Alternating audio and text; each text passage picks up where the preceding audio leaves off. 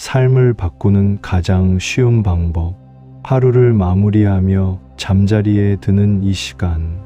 몸은 쉬고 싶은데 마음은 오히려 더 무겁게 느껴집니다. 자려 할수록 더 잠은 달아나 버리고 생각이 꼬리에 꼬리를 물고 찾아옵니다. 오늘도 이러다 밤을 새려나 자야 하는데 하는 걱정이 밀려오면 그때 관세음보살님을 불러보세요. 관세음보살님, 지금 이 순간 저의 번뇌와 불안을 모두 보살님께 바칩니다. 저는 이제 이 모든 생각을 내려놓고 당신의 자비심 안에서 쉬려 합니다. 저를 대신해 이 걱정들을 돌보아 주시고 저는 그저 갓난아기처럼 평온하게 잠들게 하소서 라고 먼저 청하시고 관세음보살의 이름을 정성을 다해 염해보세요. 깊은 잠은 물론이고 우리 삶이 근본부터 변화하기 시작합니다. 한 줄기 빛이 어둠을 걷어내듯 보살님의 자비가 당신의 내일을 환하게 비추어 줄 것입니다. 오늘 이 시간에는 잠들기 전 관세음보살 연불이 우리 삶에 가져오는 변화에 대해 함께 나누고자 합니다. 첫째, 불안과 두려움, 끝없는 번뇌로부터 마음의 평안을 되찾게 됩니다. 둘째, 상처받은 인연과 관계의 고통이 자비로 치유됩니다. 셋째, 병든 몸과 마음이 회복의 길로 들어서게 됩니다. 넷째, 막혔던 재물의 흐름이 풀리고 복덕이 쌓입니다. 다섯째, 자녀의 앞길이 밝아지고 좋은 인연으로 이어집니다. 여섯째, 무의식 속 깊은 업장이 녹아내리고 소원이 이루어집니다. 이 6가지 변화는 단순한 바람이 아닙니다. 매일 밤 관세음보살의 이름을 염하는 이들이 실제로 경험하는 자비의 기적입니다. 지금부터 하나씩 천천히 그 이야기를 나누어 보겠습니다. 첫 번째, 불안과 두려움, 번뇌로부터 마음의 평안을 찾다. 보문품에서는 이렇게 설합니다. 마음이 산란하여 괴로움에 휩싸일 때 관세음보살의 이름을 염하면 그 산란이 조용해지고 스스로 고요한 경지에 이르느니라. 여기서 중요한 점은 스스로입니다. 관세음보살께서 내 마음을 대신해 주시는 것이 아닙니다. 그 이름을 반복하는 수행 가운데서 내가 내 마음을 다스릴 힘을 회복하는 것입니다. 몸이 피로할수록, 마음이 어지러울수록 부르십시오. 입으로만 되뇌지 말고 마음을 다해 불러보십시오. 관세음보살, 관세음보살, 관세음보살. 이 정근은 잡념을 밀어내는 소리가 아닙니다. 그 소리에 귀를 기울이는 순간 다른 생각은 차츰 사라집니다. 관세음보살의 자비만이 마음을 채우기 시작합니다. 누운 자리는 평온한데도 머릿속은 쉴 틈이 없습니다. 오늘 있었던 일들이 다시 떠오릅니다. 하지 말았어야 할 말과 하지 못한 말들이 뒤섞여 마음을 괴롭힙니다. 밤이 되면 두려움은 더욱 선명해집니다. 낮에는 바쁘게 움직이며 잊고 있었던 걱정과 불안, 그것들이 어김없이 찾아옵니다. 문득 가슴이 쿵 내려앉는 순간을 맞이하게 됩니다. 별일 없는데도 심장이 조이듯 아프고 자꾸만 나쁜 상상을 하게 됩니다.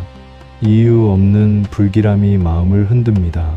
생각의 사슬이 꼬리를 물고 이어질 때 우리는 잠들어도 쉰 것이 아닙니다. 번뇌란 바로 이러한 생각의 고리를 말합니다. 그 고리는 점점 단단해집니다. 결국 우리 삶 전체를 조여오기 시작합니다. 하지만 기억하십시오. 그 어둠 속에 당신만 있는 것이 아닙니다. 귀를 기울여 보십시오. 누구보다 먼저 당신의 고통을 듣고 계신 분이 계십니다. 바로 관세음보살님입니다. 법화경 보문품에서는 이렇게 말씀하십니다. 만일 중생이 깊은 밤 홀로 외로울 때 관세음보살의 이름을 부르면 모든 두려움이 사라지느니라. 그 이름은 번뇌를 잠재우는 평화의 바람이니라. 자비삼매경에서는 또 이렇게 설하셨습니다. 번뇌는 불씨와 같다. 그 불씨 위에 바람이 닿으면 곧 불꽃이 된다. 정근은 그 불씨를 끄는 물이요 침묵의 바람이니라. 이 말씀은 곧 정근이야말로 번뇌를 끊는 가장 직접적인 수행법임을 뜻합니다. 관세음보살이라는 이름, 그것은 무상한 세상의 소리에 흔들리는 마음을 고요하게 붙잡아 주는 진원입니다. 이 이름은 생각을 억지로 멈추게 하지 않습니다. 다만 생각을 지켜보게 합니다. 그 흐름 속에서 스스로 내려놓게 만듭니다. 관세음보살님, 지금 이 순간 제 안에서 일어나는 생각들을 그저 고요히 바라보게 하소서. 일렁이는 번뇌를 억누르지 않고 그것이 단지 지나가는 구름임을 알아차리게 하소서. 쓸데없는 생각들이 나를 흔들 때 그 소란함을 다정하게 지켜보며 집착의 끈을 하나둘 부드럽게 놓아주게 하소서. 저의 무명과 혼란조차 자비로운 시선으로 마주하게 하시고 보이지 않는 미래에 대한 두려움 또한 마음이 만든 그림자임을 깨닫게 하소서. 마음이 흔들릴 때마다 당신의 이름을 부르며 나 자신에게 돌아오게 하시고 불안이 쓰러진 그 빈자리에 본래 붙어 있던 평온이 깃들게 하소서. 이 발언문은 마음을 관찰하게 합니다.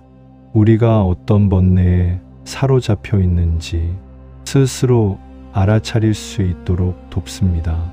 그 알아차림 속에서 점차 집착의 끈을 풀게 됩니다. 두려움은 결국 미래에 대한 불확실성에서 비롯됩니다.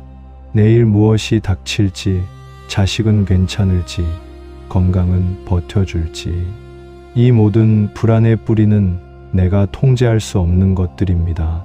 하지만 그 통제를 내려놓고 관세음보살께 의탁하면 그 순간 마음은 자유로워지기 시작합니다. 반야심경에서는 이런 가르침이 나옵니다. 무가애고 무유공포 원리전도 몽상 구경열반. 마음에 걸림이 없으면 두려움도 없고 몽상에서 벗어나면 궁극의 열반에 이른다라는 뜻입니다. 이 말은 결국 내가 무엇인가에 매이고 집착할수록 그 두려움도 커진다는 진실을 말해줍니다. 정근은 그 집착의 끈을 조금씩 느슨하게 풀어줍니다. 마음을 유연하게 만들어줍니다. 관세음보살의 이름을 영할 때 우리의 기운은 달라집니다. 정근의 진동은 단순한 소리가 아닙니다. 수행자의 파동입니다. 그 파동은 나의 내면의 진동을 일으킵니다. 외부의 나쁜 기운도 차단하게 됩니다. 보문품에서는 또 이렇게 설하고 있습니다. 관세음보살은 중생의 눈물 앞에 머무르고 그 울음이 멈출 때까지 자리를 뜨지 않으시느니라. 이 얼마나 자비로운 말씀입니까? 우리가 말하지 않아도, 드러내지 않아도 마음속 울음을 들으시는 보살이 계시다는 사실, 그것만으로도 우리의 고통은 절반으로 줄어들 수 있습니다. 법화경 보문품에서는 이렇게 마무리합니다. 관세음보살의 이름은 삼독을 끊고 지혜를 여는 열쇠니라. 그 이름을 염하는 이는 누구나 고요한 바다 위를 걷는 자와 같으니 번뇌의 물결은 잠잠해지고 마음은 끝내 도달하느니라. 여기서 고요한 바다란 마음의 본래 자리를 의미합니다. 우리 마음은 본래부터 맑고 고요합니다. 하지만 번뇌라는 파도 때문에 늘 뒤척입니다. 이제 이 밤 더 이상 생각의 늪에 빠지지 마십시오. 관세음보살님의 이름을 부르며 그 이름 안에 모든 것을 맡기십시오. 관세음보살님, 제 마음이 고요하길 바랍니다. 그 고요 속에 지혜가 피어나길 바랍니다. 저의 두려움을 걷어 주소서. 저의 불안을 진정시켜 주소서. 이 밤 당신의 자비로 저를 감싸 주소서. 관세음보살, 관세음보살, 관세음보살. 그 소리가 무의식 깊이 파고듭니다. 그 파동은 당신의 내면을 조용히 바꾸기 시작할 것입니다. 그 울림이 무의식 속으로 스며듭니다. 당신의 영혼은 마치 따뜻한 빛 속에 안긴 듯한 평화를 경험하게 될 것입니다. 그리고 아침에 눈을 떴을 때 당신은 몸으로 느낄 수 있습니다. 오늘은 이상하게 마음이 가볍다. 그 순간 관세음보살님이 당신을 구하신 것입니다. 두 번째, 상처받은 인연과 관계의 고통을 치유하다. 이제 두 번째 변화에 대해 이야기 나누겠습니다. 살면서 가장 괴로운 순간, 그것은 돈이 없을 때도 건강이 나쁠 때도 아닙니다. 참으로 괴로운 건 사람과의 인연에서 오는 상처입니다. 그 사람만 생각하면 가슴이 먹먹해집니다. 함께한 시간이 길수록 원망은 더 깊어집니다. 그 사람이 나를 알아주지 않아서, 혹은 내가 그 사람을 끝내 이해하지 못해서 우리는 서로 등을 돌렸습니다. 자고 일어나면 괜찮아질 줄 알았던 감정. 그것은 오히려 밤이 깊을수록 뿌리 깊은 가시처럼 날카롭게 남습니다. 이렇듯 관계의 고통은 육신의 병보다 더 깊은 상처를 남깁니다. 그럴 때마다 우리에게 필요한 것은 무엇일까요? 이성적인 분석도 감정의 분출도 아닙니다. 관세음보살의 자비심을 염하며 인연의 매듭을 풀어내는 발언. 그것이야말로 관계의 고통을 근본에서 치유하는 가장 강력한 방법입니다. 관세음보살은 모든 중생의 소리를 듣고 응하시는 보살이십니다. 그래서 우리의 원망과 슬픔, 분노와 후회까지도 말없이 받아주십니다. 법화경 보문품에서는 이렇게 설하십니다. 중생이 해침을 당할 때 관세음보살의 이름을 부르면 그 모든 해침이 사라지느니라. 증오와 분노도 그 앞에서는 스스로 물러가느니라. 이 말씀은 단지 외부의 공격만을 의미하지 않습니다. 사람 사이에서 발생하는 미움, 시기, 상처, 그리고 이별의 아픔까지도 포함됩니다. 우리가 누군가를 용서하지 못하는 마음, 혹은 용서를 받지 못하고 괴로워하는 마음, 그 마음 역시 관세음보살의 이름 앞에서는 조금씩 풀려나갑니다. 한 가지 발언문을 마음에 새기며 따라해 보십시오. 관세음보살님, 제가 미워하는 사람의 마음도 저와 같음을 알게 하소서. 이 인연이 다하여도 원망이 아닌 자비로 마무리하게 하소서. 제 마음속에 맺힌 매듭을 당신의 자비로 녹여 주소서. 이 발언은 단지 누군가를 잊기 위한 주문이 아닙니다. 오히려 기억 속에 깊이 남은 인연을 자비로 해석해내는 수행입니다. 참된 자비는 상대를 무조건적으로 용서하는 것이 아닙니다. 나의 마음속에 남아있는 응어리를 부드럽게 풀어가는 데서 시작됩니다. 반야심경에서는 이렇게 설합니다. 색즉 시공, 공즉 시색. 이는 단지 형상을 부정하는 말이 아닙니다. 우리의 모든 관계 역시 색이고 곧 공입니다. 지금 너무나도 단단하게 느껴지는 원망. 그것도 사실은 공한 것입니다. 그 허망함을 깨닫고 나면 우리는 고통 속에서 자유로워질 수 있습니다. 인연의 고통이란 결국 무엇에서 올까요? 내가 더 주었는데 상대는 그러지 않았다는 마음에서 옵니다. 하지만 관세음보살의 가르침은 다릅니다. 주고받음이 아닌 자비 그 자체로 관계를 바라보라는 것입니다. 나를 힘들게 했던 그 사람조차도 어쩌면 삶에 있어 반드시 필요한 인연이었는지도 모릅니다. 왜냐하면 그 인연을 통해 나는 자비심을 배웠습니다. 내려놓는 연습을 하게 되었습니다. 보문품에서는 다음과 같이 말씀하십니다. 모든 중생이 인연 속에서 고통받을 때 관세음보살은 그 인연의 끈을 풀어주시고 해탈의 길로 인도하시느니라. 이 구절은 단지 부부관계, 가족관계, 친구 사이뿐 아닙니다. 우리 내면에 맺힌 모든 인연의 얽힘을 포함합니다. 그러니 오늘 밤 자리에 누워 마음속에서 말하십시오. 관세음보살님, 이제는 내려놓고 싶습니다. 이 인연에서 배울 만큼 배웠사오니 더는 원망으로 마음을 태우지 않게 하소서. 제가 풀지 못한 매듭을 당신의 지혜로 풀어주소서. 관세음보살, 관세음보살, 관세음보살. 그 연불이 깊어질수록 당신의 마음에 맺힌 인연도 차츰차츰 풀려갈 것입니다. 때로는 해답보다 치유가 먼저 필요합니다. 관세음보살의 이름은 해답을 주시기보다 우리를 치유하시고 회복시키는 길을 먼저 열어주십니다.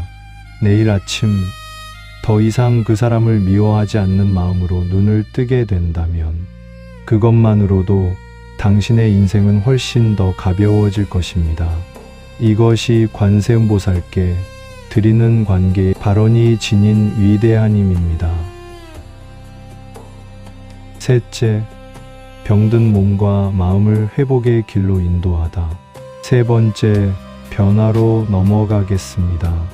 몸이 아프면 마음이 무너집니다. 병이 깊지 않아도 몸이 불편한 날이면 하루가 흐릿하게 지나갑니다. 만사가 귀찮아집니다. 사람의 기운도 바닥을 칩니다. 특히 밤이 되면 그 통증은 더 선명해집니다. 마음까지 지쳐버리기 일쑤입니다. 낮에는 웃고 넘길 수 있었던 감정도 깊은 밤 홀로 누운 자리에서는 그저 눈물이 나올 뿐입니다. 그래서 병을 이기는 것은 약이나 치료보다도 그 괴로움을 이겨내는 마음의 힘이 더 필요합니다. 이 마음의 힘, 그것이 곧 관세음보살의 이름을 염하는 정근에서 시작됩니다. 관세음보살은 모든 중생의 고통을 듣고 응하시는 분입니다. 병으로 고통받는 이들에게 가장 자비롭게 다가오는 보살입니다. 고통의 깊이만큼 관세음보살의 자비도 깊어집니다. 그 자비는 병고를 녹이는 지혜로 바뀌어 우리 삶에 스며듭니다. 법화경 보문품에서는 이렇게 말씀하십니다. 병에 걸린 자가 관세음보살의 이름을 부르면 그 병이 가볍고 빨리 나으며 의사의 손길보다도 먼저 자비의 손이 닿느니라. 이 구절에서 눈여겨보아야 할 부분은 자비의 손입니다. 즉, 단지 병을 고치는 것이 아닙니다. 병으로부터 오는 두려움과 외로움, 상실감까지도 치유해 주시는 분이라는 뜻입니다. 매일 마음속으로 이 발언문을 따라해 보십시오. 관세음보살님, 저의 병을 살펴주소서. 육신의 고통도 크나 마음의 불안이 더 괴롭사오니 이 괴로움을 자비로 어루만져 주소서. 제가 이 병을 이겨낼 수 있는 믿음을 주시고 고통 속에서도 공덕을 짓게 하소서. 이 발언은 단순히 병이 낫게 해달라는 청원이 아닙니다. 그 병이 내 삶에 어떤 의미로 찾아왔는지를 되돌아보게 합니다. 고통 속에서도 공덕을 짓는 수행자의 길로 나아가게 해줍니다. 많은 이들이 말합니다. 몸이 아플수록 마음이 건강해야 한다고. 바로 그 마음의 건강을 만드는 것이 발언입니다. 그 중심에 관세음보살님이 계십니다. 신묘장구대다라니에서 이렇게 설하고 있습니다. 대비의 지혜는 삼독의 불을 끄며 병고의 연기를 흩어지게 하느니라. 삼독이란 탐욕, 성냄, 어리석음을 말합니다. 이 세 가지는 병의 씨앗이 되기도 합니다. 병을 더욱 악화시키는 근원이기도 합니다. 관세음보살의 신묘장구대다라니를 염하면 이 삼독이 사라집니다. 병의 뿌리도 점차 약해지게 됩니다. 육체의 회복은 시간이 필요합니다. 하지만 마음의 회복은 관세음보살을 염하는 그 순간부터 이미 시작되고 있습니다. 또한 보문품에서는 병을 고치는 또 다른 길에 대해 언급합니다. 마음이 맑아지면 병은 저절로 물러가느니라. 관세음보살의 이름은 모든 탁함을 씻는 진원이니라. 이 말씀을 깊이 새겨 보십시오. 의술로 낫지 않는 병이 있습니다. 그러나 마음의 탁함을 걷어내는 정근은 병을 이겨낼 기운과 복덕을 불러오게 합니다. 이것은 의학을 부정하는 것이 아닙니다. 오히려 의학이 미처 닿지 못하는 마음의 차원에서 병을 이기고 나아가는 길을 열어주는 자비의 길입니다. 당신이 오늘도 병으로 인해 밤잠을 설치고 있다면 관세음보살의 이름을 불러 보십시오. 관세음보살, 관세음보살, 관세음보살. 그 이름은 진원이 되어 몸의 기운을 맑게 합니다. 그 울림은 자비의 파동이 되어 아픈 부위를 감싸줍니다. 오늘 밤 아래의 발언문을 다시 한번 마음으로 따라해 보십시오. 관세음보살님, 이 고통이 저를 해치지 않게 하소서.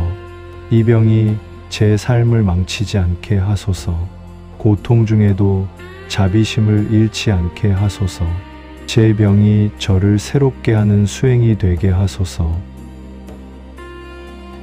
이 발언을 매일 밤 반복하다 보면 어느 순간 마음이 정화되는 것을 느끼게 될 것입니다. 몸 또한 이전보다 편안해지는 것을 느끼게 될 것입니다. 그것이 바로 자비의 정근이 만들어내는 치유의 힘입니다. 넷째, 막혔던 재물의 흐름을 풀고 복덕을 쌓다. 네 번째 변화에 대해 나누겠습니다. 하루 종일 일하고 돌아온 몸은 피곤합니다. 그런데 마음은 몸보다 더 무겁습니다. 아무리 성실히 살아도 손에 남는 것이 없습니다. 자녀에게조차 마음 편히 떳떳할 수 없는 현실. 그 앞에서 스스로를 다그치게 됩니다. 내가 뭔가 잘못 살았나? 왜 이렇게 재물이 돌지 않을까? 그렇게 잠들기 직전까지도 계산기를 두드리는 이 마음. 그것은 사실 단순한 돈 걱정이 아닐지도 모릅니다. 삶이 나아졌으면 하는 간절한 바람일지도 모릅니다. 이런 마음이 깊어질수록 더더욱 관세음보살의 이름을 염해야 할 때입니다. 관세음보살은 재물의 보살이 아닙니다. 그러나 삶의 막힘과 인연의 끊김을 이어주시는 보살, 그분이 바로 관세음보살입니다. 다시 말해 복의 문을 여는 지혜를 갖추게 하고 재물이 머무를 그릇을 만들어주시는 분이라는 뜻입니다. 법화경 보문품에서는 이렇게 설합니다. 누군가 재물을 구하고자 관세음보살의 이름을 외우면 그 뜻에 맞는 것을 얻게 되느니라. 이 말씀은 단순히 기도만 하면 돈이 생긴다는 말이 아닙니다. 그 뜻에 맞는 이라는 조건이 붙어 있습니다. 즉, 복을 감당할 그릇이 되었을 때 관세음보살의 가피는 반드시 응하신다는 뜻입니다. 그렇다면 우리가 해야 할 일은 무엇일까요? 밤마다 그 복의 그릇을 정화하고 키우는 일입니다. 어떻게 해야 할까요? 방법은 간단합니다. 잠들기 직전 이 발언을 마음속으로 따라해 보십시오. 관세음보살님, 제가 지은 탐욕의 업장을 씻어 주소서. 더 바라기 전에 내가 먼저 나눌 줄 아는 마음을 주소서. 복이 저에게 머물되 저를 해하지 않게 하소서. 제게 허락된 복을 세상에 나누며 살게 하소서. 이 발언문은 단순히 돈을 주세요가 아닙니다. 돈을 지킬 그릇, 나눌 수 있는 복덕의 마음을 함께 구하는 것입니다. 관세음보살의 가피는 그 사람의 인연에 맞는 지혜를 함께 내려주십니다. 이 발언은 재물을 넘어서 삶의 방향 자체를 선하게 이끌어주는 문이 됩니다. 화엄경의에서는 다음과 같이 설합니다. 마음이 청정하면 재물이 저절로 따라오나니 탐욕은 그 재물을 썩게 하고 나눔은 그 재물을 불어나게 하느니라. 이 구절은 단순한 윤리의 가르침이 아닙니다. 우리 삶에서 정말로 체험 가능한 진리입니다. 실제로 주변을 보십시오. 복이 있는 사람은 얼굴이 맑습니다. 마음이 편안합니다. 남에게 주는 것을 두려워하지 않습니다. 반면 아무리 많은 재산을 가졌어도 마음이 조급하고 나누지 못하면 결국 사람도 복도 떠나가 버립니다. 그래서 잠들기 전 이 두 가지를 함께 발언해야 합니다. 첫째, 복을 감당할 마음. 둘째, 복이 다시 흐르게 할 인연. 이 발언은 그 자체가 복을 불러오는 주파수입니다. 관세음보살의 이름이 그 복의 중심이 됩니다. 이쯤에서 자주 묻는 질문이 있습니다. 정말 이름만 부르면 소원이 이루어지나요? 보문품은 이 물음에 이렇게 답합니다. 한 마음으로 관세음보살을 염하면 모든 소원이 성취되나니라. 그 마음이 흩어지면 10번 불러도 닿지 않느니라. 즉, 중요한 것은 소리가 아니라 마음입니다. 그래서 밤이 가장 좋은 시간입니다. 사람들과의 대화도 멈춥니다. 일상의 소음도 사라집니다. 고요 속에서 마음을 모아 관세음보살을 부르면 그 이름은 파동처럼 온 우주에 울려 퍼집니다. 그리하여 침묵의 끝에 닿아 더 깊고 선명한 메아리가 되어 다시 응답으로 돌아오게 됩니다. 그렇기에 오늘 밤 다시 한번 마음을 내려놓고 염해 보십시오. 관세음보살, 관세음보살, 관세음보살. 이 정근이 끝나지 않는다는 마음으로 잠드는 그 순간까지 관세음보살의 이름을 부르십시오. 당신이 잠든 사이에도 그 염은 업장을 녹입니다. 인연을 정리합니다. 복의 줄기를 굳게 세울 것입니다. 복은 갖고 싶다고 해서 오는 것이 아닙니다. 복은 함께할 준비가 되었을 때 자연스럽게 머무릅니다. 관세음보살의 이름은 그 복을 준비하는 수행입니다. 그 이름 자체가 바로 복덕의 씨앗입니다. 이제 눈을 감고 발언하십시오. 관세음보살님, 내 안에 욕심이 잠들게 하소서. 내 안에 탐심이 사라지게 하소서. 내 마음에 남은 나눔의 뜻이 내일을 복되게 하소서. 다섯 번째, 자녀의 앞길을 밝히고 좋은 인연으로 이끌다. 다섯 번째, 변화로 넘어가겠습니다. 살면서 가장 내려놓기 어려운 걱정, 그것은 바로 자식 걱정일 것입니다. 내 몸 아픈 건 참고 살 수 있습니다. 그러나 자식이 고생하거나 괴로워하는 모습은 감당하기 힘듭니다. 성인이 된 자녀일수록 더더욱 그렇습니다. 어린 시절에는 품에 안고 무엇이든 해줄 수 있었습니다. 하지만 세상에 나간 이후부터는 부모가 해줄 수 있는 것이 점점 줄어듭니다. 그럴수록 부모는 마음으로 자식을 감싸 안습니다. 눈을 감고 잠드는 그 순간까지도 자식 걱정을 품은 채 잠드는 이들이 참 많습니다. 하지만 걱정만으로는 아무것도 변하지 않습니다. 마음속 깊은 곳에서부터 관세음보살의 자비에 맡겨야 합니다. 염불과 발언을 통해 자식의 삶이 좋은 인연과 복으로 이어지기를 기도하는 것. 그것이 바로 부모가 자식에게 줄 수 있는 가장 깊은 수행입니다. 법화경 보문품에서는 다음과 같이 설하고 있습니다. 누가 자식을 위해 관세음보살의 이름을 염하면 그 자식은 마땅히 악도에 떨어지지 아니하고 선한 인연을 만나 복을 누리게 되느니라. 이 말씀은 단순한 형식적인 기도나 바람이 아닙니다. 부모의 정성과 인연이 자식의 업과 길을 바꿀 수 있다는 것을 드러냅니다. 특히 잠들기 전의 발언은 무의식에 깊게 남습니다. 자식과 부모의 마음이 법계의 인연으로 연결되도록 하는 가장 고요한 통로가 됩니다. 이 시간 아래와 같은 발언문을 함께 염해 보십시오. 관세음보살님, 저희 자녀의 앞길에 지혜의 빛을 비춰주소서. 어리석은 생각을 멈추고 올바른 길로 나아가게 하소서. 악한 인연을 멀리하고 좋은 사람과 함께하게 하소서. 저희 자녀가 스스로 삶을 밝히는 등불이 되게 하소서.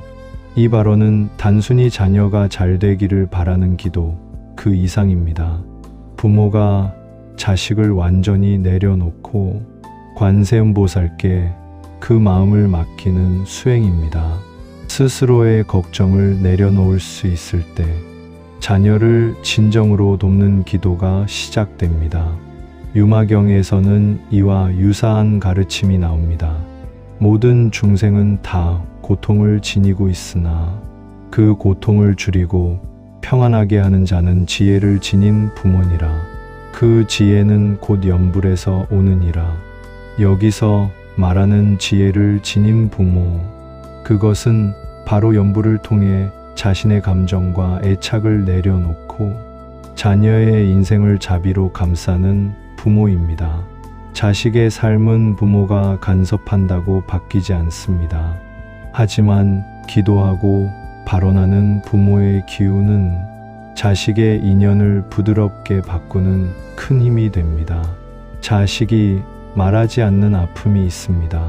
부모에게 도무지 털어놓지 못하는 고민도 있습니다. 그럴 때일수록 관세음보살의 이름은 자식과 부모 사이를 잇는 다리가 됩니다. 말로 하지 못한 사랑, 표현하지 못한 염려, 그런 모든 마음이 이 염불 속에서 전달될 수 있습니다. 보문품에서는 다음과 같이 이어집니다. 관세음보살의 이름은 허공보다 넓고 바다보다 깊으며 중생의 모든 바람을 품기에 넉넉하니라. 즉, 우리가 하는 자식에 대한 발언은 결코 헛되지 않습니다. 관세음보살의 자비 속에서 반드시 인연의 변화로 나타나게 됩니다. 이제 잠자리에 들며 자녀의 이름을 마음속으로 부르십시오. 그리고 그 이름과 함께 관세음보살을 염해 보십시오. 관세음보살님, 저희 아이가 올바른 길로 걸어가길 바랍니다. 자신을 믿고 세상을 두려워하지 않으며 선한 인연 속에서 기회를 만나게 하소서. 부디 지켜주시고 인도하여 주소서. 그 염이 깊어질수록 자식의 길은 점점 열립니다. 부모의 마음은 편안해집니다. 이것이 바로 말하지 않아도 닿는 기도입니다. 관세음보살을 통해 이루어지는 인연의 변화입니다. 관세음보살, 관세음보살, 관세음보살. 당신이 잠든 사이 그 염은 자녀의 잠재의 시계도 흐릅니다. 그 인생의 길목마다 관세음보살의 자비가 스며들 것입니다. 6번째, 무의식 속 깊은 업장을 녹이고 소원을 이루다. 마지막 6번째 변화에 대해 사람은 살아가며 의식적으로 지은 죄만큼이나 자신도 모르게 쌓아온 무의식 속 업장이 훨씬 더 무겁습니다. 겉으로는 잘 웃고 말없이 참으며 사는 듯합니다.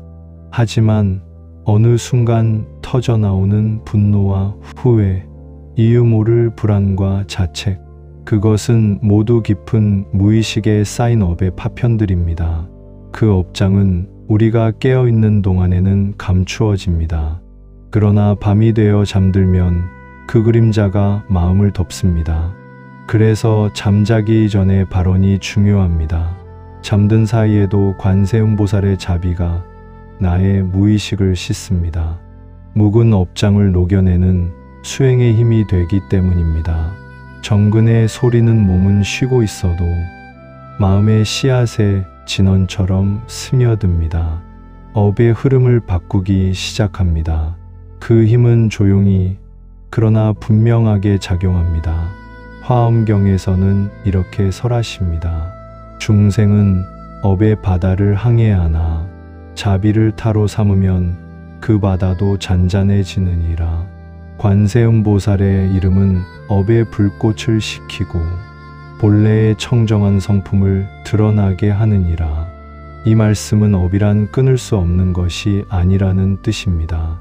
자비의 힘으로 가라앉히고 새롭게 전환할 수 있다는 깊은 가르침을 담고 있습니다. 즉, 우리가 아무리 크고 무거운 업장을 안고 있더라도 그 업이 나를 규정하지 않도록 만드는 힘, 그것이 관세음보살의 이름 속에 있다는 뜻입니다. 오늘 밤 이 발언문을 마음으로 따라해 보십시오. 관세음보살님, 제가 지은 모든 업장을 돌아보게 하소서. 알고 지은 죄보다 모르고 지은 업이 더 무섭사오니 잠든 이 밤 그 업이 스스로 녹아 사라지게 하소서. 본래의 저를 되찾고 청정한 마음으로 다시 태어나게 하소서. 이 발언은 단지 용서를 구하는 기도가 아닙니다. 무의식 속에서 반복되던 고통의 패턴을 멈추고 삶의 방향을 되돌리는 심연의 기도입니다. 아무리 말과 행동을 조심해도 생각에서 맺힌 업은 우리 삶을 끊임없이 반복되게 만듭니다. 그래서 자는 동안에도 기도는 멈춰서는 안 됩니다. 정근의 진동은 깊은 잠에서도 업의 씨앗을 흔듭니다. 그 뿌리를 약하게 만들어줍니다. 법화경 보문품에서도 이와 같은 말씀을 하십니다. 관세음보살의 이름은 중생의 무명업을 밝히는 등불이요. 업의 그림자도 그의 앞에서는 힘을 잃느니라. 이 구절은 우리에게 위로를 줍니다. 어떤 죄도 어떤 업도 관세음보살의 자비 앞에서는 머무를 수 없다는 진실입니다. 다만 우리가 해야 할 일은 그 자비를 신뢰하고 매일 밤 그 이름을 마음으로 부르는 것입니다. 이쯤에서 많은 이들이 묻습니다. 정말 잠자는 동안에도 기도가 닿습니까? 그 대답은 분명히 그렇다입니다. 왜냐하면 마음은 쉬지 않기 때문입니다. 몸은 잠들었어도 마음은 깨어 있습니다. 그 깨어 있는 마음의 가장 깊은 곳에 정근이 닿으면 무의식에 새겨진 업도 바뀌게 됩니다. 보문품에서는 또 이렇게 설하십니다. 염불하는 자는 깨어 있을 때도 자는 동안에도 업장을 녹이며 그 삶은 점차 맑아지고 복덕이 자라나느니라. 이 말씀처럼 매일 밤 정근을 이어가는 이는 삶의 궤도를 조금씩 선으로 옮기고 있는 것과 같습니다. 처음에는 아무 일도 없는 듯 보일지 몰라도 어느 날 문득 깨닫습니다. 예전 같으면 화냈을 상황에서 조용히 웃고 있는 자신을 발견합니다. 늘 불안하던 일이 평안하게 느껴지는 자신을 알아차립니다. 이 모든 변화가 바로 업장이 녹는 증표입니다. 이제 이 밤 관세음보살의 이름을 염하며 발언하십시오. 관세음보살님, 업장의 무게가 사라지게 하소서. 이 고통의 반복이 멈추게 하소서. 스스로 지은 어리석음을 내려놓고 진실한 나로 다시 태어나게 하소서. 그리하여 이 생이 해탈의 길로 이어지게 하소서. 관세음보살, 관세음보살, 관세음보살. 그 소리가 잠결에도 이어지게 하십시오. 그 울림이 깊은 업의 어둠 속까지 스며들게 하십시오. 세상 모든 사람에게는 마음속에 품은 하나의 바람이 있습니다. 누구에게도 말하지 못한 채 오래도록 간직해 온 소원. 인생의 마지막까지도 포기할 수 없는 단 하나의 소원. 그것은 누구에게나 있습니다. 그 소원은 때로는 자식의 안녕이기도 하고, 때로는 건강이나 인연, 혹은 삶의 안정일 수도 있습니다. 하지만 많은 이들은 묻습니다. 이토록 간절히 바랐는데도 왜 소원은 이루어지지 않을까? 그 물음의 대답은 바로 마음의 깊이에 있습니다. 소원은 마음의 바닥에서부터 우러날 때 이루어집니다. 그리고 그 마음을 바로 보살펴 주시는 분, 그분이 관세음보살이십니다. 우리가 진심으로 그 이름을 부르면 보살의 자비는 우리의 바람을 들으십니다. 그 마음에 걸맞은 인연을 풀어주십니다. 법화경 보문품에서는 분명히 말씀하십니다. 중생이 소원을 품고한 마음으로 관세음보살을 부르면 그 소원이 청정하다면 반드시 이루어지며 그 길은 번뇌가 아닌 자비로 이끌리게 되느니라.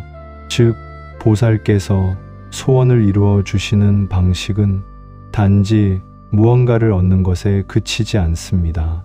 그 바람이 우리 삶의 해가 되지 않도록 가장 복된 방식으로 응답해 주시는 것, 그것이 바로 관세음보살의 지혜입니다. 오늘 밤 당신이 잠들기 직전 드릴 수 있는 마지막 발언을 소개합니다. 이 발언은 단 하나의 진심으로 모든 것을 맡기는 기도입니다. 말하지 않아도 우주가 들을 수 있는 마음의 고백입니다. 관세음보살님, 저의 바람이 저를 해하지 않게 하소서. 이루어진 소원이 교만이 되지 않게 하시고 이루어지지 않은 소원이 절망이 되지 않게 하소서. 저의 바람이 저를 밝히는 불이 되고 주변을 밝히는 빛이 되게 하소서. 이 발언은 곧 나의 소원을 관세음보살께 온전히 맡긴다는 깊은 귀의 표현입니다. 그 순간 우리는 더 이상 조급해하지 않습니다. 결과를 강제로 바꾸려 하지 않습니다. 그저 염할 뿐입니다. 관세음보살, 관세음보살, 관세음보살. 관세음보살님의 이름 속에 뜻을 실어보내면 그 진동은 우주의 이치 속에서 반드시 인연을 일으키게 됩니다. 보문품에서는 이렇게 덧붙이십니다. 관세음보살은 중생의 바람을 기억하시되 그 바람이 해탈로 이어질 수 있도록 인연을 정리하시느니라. 이 말은 우리가 원하는 것이 모두 이루어지는 것이 아니라 우리에게 필요한 방식으로 응답하신다는 자비의 원칙을 말해줍니다. 잠든 밤 입술로는 말하지 않아도 마음 깊은 곳에서 정근을 이어가십시오. 관세음보살, 관세음보살, 관세음보살. 그 부름은 허공으로 사라지지 않습니다. 무의식 속에서 다시 진원이 되어 당신의 삶을 바꾸기 시작합니다. 바람은 바람으로 끝나지 않습니다. 믿음으로 이어질 때 기도가 됩니다. 그 기도는 반드시 열매를 맺습니다. 이제 마지막으로 마음속에 한 문장을 새기십시오. 소원이 이루어지되 나를 해하지 않게 하소서. 이 문장은 당신의 바람을 가장 안전하고 복되게 만드는 마음의 방패입니다. 무엇을 바라든 그것이 삶을 망가뜨리는 도구가 되지 않도록, 오히려 나와 인연의 사람들을 이롭게 하는 길이 되도록 관세음보살의 자비는 밤에도 쉬지 않고 작용합니다. 이로써 오늘 우리는 왜 잠들기 전에 관세음보살을 염해야 하는지, 그 정근이 삶에 어떤 변화를 일으키는지를 함께 나누었습니다.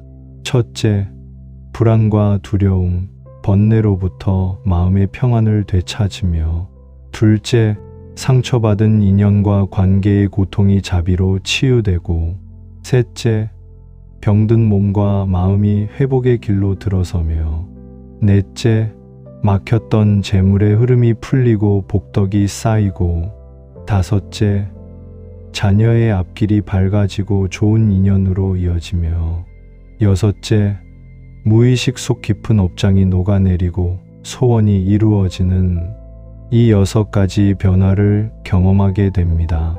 불경에는 이런 구절이 자주 나옵니다. 염하면 곧 응하느니라. 이 말은 단순한 위로가 아닙니다. 마음속에서 간절하게 부르면 그 부름에 반드시 응답하시는 존재가 계시다는 것입니다. 바로 관세음보살님입니다. 관세음보살은 중생의 고통을 듣고 그 울부짖음에 응하시는 보살입니다. 법화경 보문품에서는 이렇게 말씀하십니다. 관세음보살은 모든 두려움을 없애주시며 모든 괴로움을 없애주시며 모든 고통을 건너게 하시느니라. 이 말씀은 단순히 생사와 병고에 대한 말씀이 아닙니다. 세상에서 가장 깊은 고통은 남모르는 번민과 두려움에서 비롯되며, 잠들기 직전의 시간은 그러한 번뇌가 가장 또렷해지는 순간이기도 합니다. 이때 관세음보살의 이름을 조용히 염하면 그 염이 곧 마음을 씻고 내일을 준비하는 기도가 됩니다. 많은 불자들이 염불을 아침에만 한다고 생각합니다. 그러나 부처님께서는 잠들기 전에 수행 또한 무시하지 말라 하셨습니다. 마음이 고요해지고 세속의 소리가 멀어지는 그 순간이야말로 수행자가 자기 자신을 가장 깊이 마주하는 때이기 때문입니다. 이때 염하는 관세음보살의 이름은 바람처럼 가볍지 않고 바위처럼 깊은 진동을 남깁니다. 그 진동은 잠자는 동안 우리의 업장을 녹이고 무의식 속에서 간절한 바람을 발원으로 승화시킵니다. 이런 수행을 꾸준히 이어가다 보면 어느 날 자신도 모르게 마음이 부드러워지고 원망이 줄어들며 과거에 얽매였던 기억들이 자연스럽게 흘러갑니다.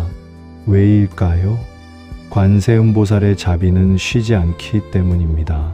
잠든 밤에도 그분은 우리 곁에서 우리의 마음을 보듬고 계십니다. 이제 잠들기 전 그 고요한 시간에 관세음보살을 부르며 하루를 마무리해 보세요. 몸은 잠들지라도 마음은 기도하고 있을 것입니다. 그리고 그 기도는 반드시 닿습니다. 관세음보살께서 들으시기 때문입니다. 잠들기 직전 조용히 반복해 보십시오. 관세음보살, 관세음보살, 관세음보살. 그 이름이 당신의 마음 깊숙이 스며들어 밤새도록 당신을 지키고 아침에는 새로운 당신으로 깨어나게 할 것입니다. 관세음보살의 자비가 여러분의 마음에도 깊이 스며들기를 기도합니다. 오늘 밤부터 시작하십시오. 당신의 삶이 조용히 그러나 분명하게 변화하는 것을 경험하게 될 것입니다. 관세음보살